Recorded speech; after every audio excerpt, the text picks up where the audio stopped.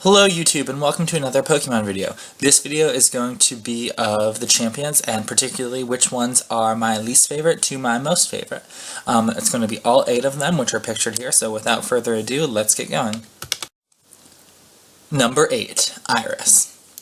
This one is so far below all of the other ones for my favorite, so far the least favorite, that I even forgot she was a champion until I grabbed this graphic and was like, oh yeah, Iris exists, she's a thing.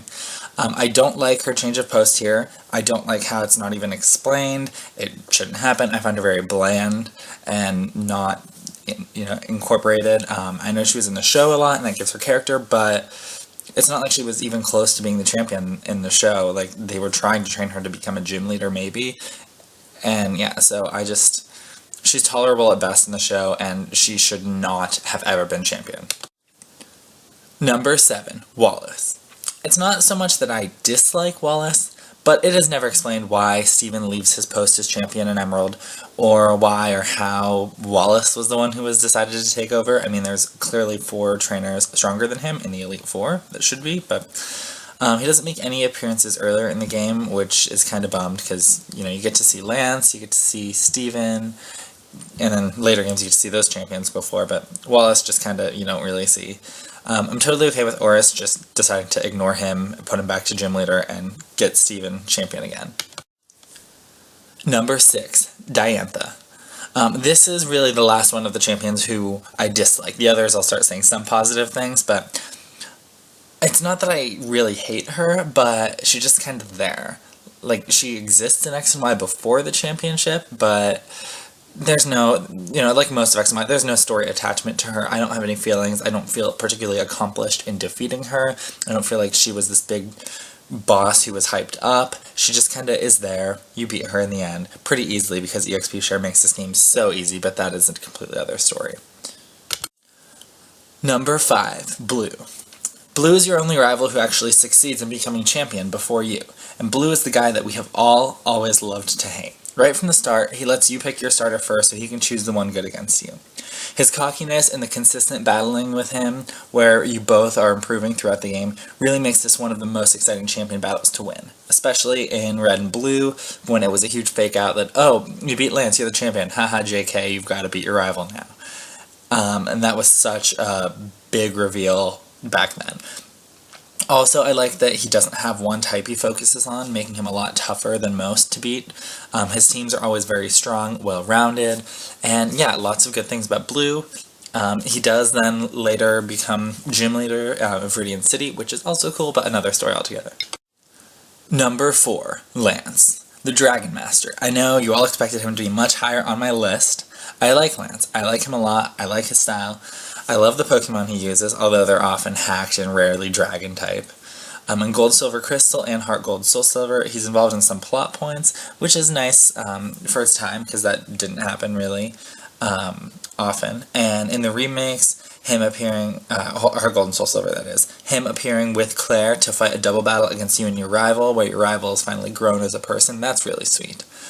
And if you haven't ever read the Pokemon manga, you'll love him so much more if you watch the Yellow series. He is insane, in a good way.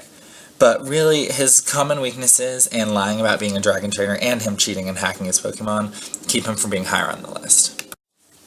Number 3, Alder. Alder is a beast. He jumps off of mountains in the game.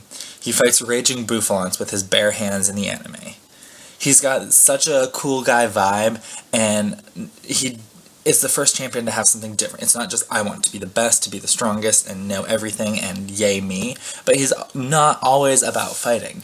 I mean, when he has to, he will, but his character is so developed, and you really feel for him. You learn that he lost his closest partner Pokemon from sickness, sad face, and then when N challenges him with the legendary Pokemon, you feel so bad when Alder loses and is begging with N to not force trainers to release their Pokemon. He may not be the strongest champion ever, but he brings something very different to the table, and that makes him really cool. Number 2, Steven. Steven Stone. He's a quirky guy. He specializes in steel and kinda rock types. And that means that he tends to have a lot of resistances, and if you don't have the right types of attacks, you are in for some trouble. In Gen 3, he has Metagross, which you cannot get until after you beat the game, and he gives you a Beldum. His involvement in the storyline was a little existent back then, and better in Oris.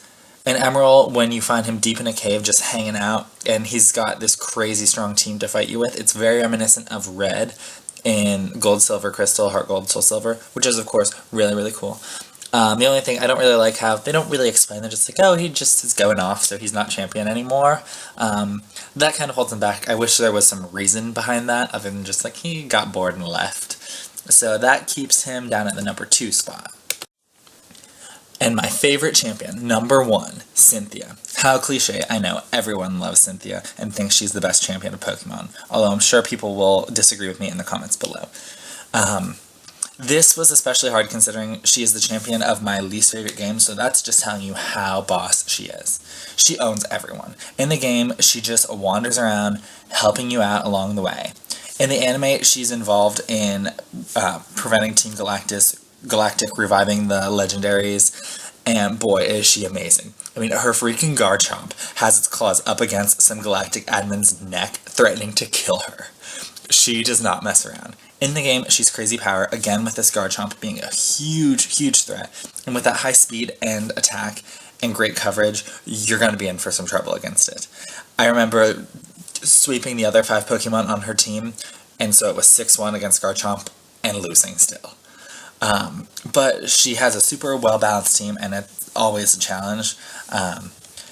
Though they all hold the title of champion, I think Cynthia reigns above the rest by a ton.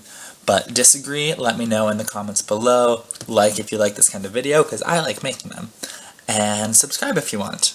Thanks, and have a good one.